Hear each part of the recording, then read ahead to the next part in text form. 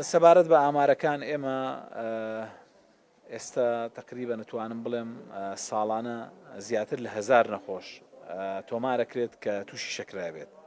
ئەم ئامارە زۆر زیادی کردووە و زیادکردنەکە کۆمەڵی هۆکاریە. یەکێک لە هۆکارەکانەوەیە کە شێوازی ژیانی خەڵک گۆڕاوە و خەڵک بە بەردەوامی لەبەرەوەی کێشەی ئابووری هەیە، کێشەی خێزانی هەیە و کێشەکان ئەوەندە زۆر بوون، یعنی ئەمانەش هۆکارێکن بۆ زیادبوونی شەکرە و سەرڕای ئەوەش پشکنینی شەکرە زیادی کردو. ئەمە واکات کە زیاتر ئەو نەخۆشانەی کە توش بوون بدۆزرێنەوە. ئەمانە هەمووی هۆکاری زیادبوونی ئامارەکەن. ئامارەکە ئەبێ هاوڵاتیان بە حکوومەتی هەرێمی کوردستان و ئێمەش بە گرنگیەوە سەیری بکەین.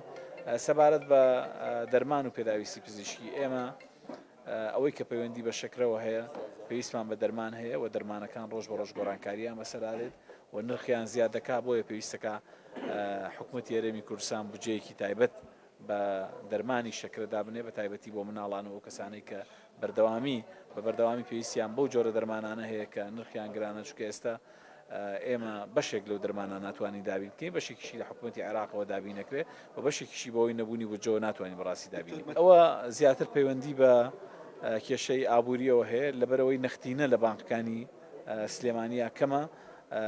بڕیارێک لە وەزارەتی داراییەوە لەلایەن بەڕێوەبەرێکی گشتی وەزارەتی داراییەوە دەرچووە لە سەرەتای ساڵی 2021 کە بڕیاری داوە کۆمپانیەکانی دەرمان تەنها لە سا 5 شایستە داراییەکانی خۆیان بۆ خەرج بکرێ مانگانە.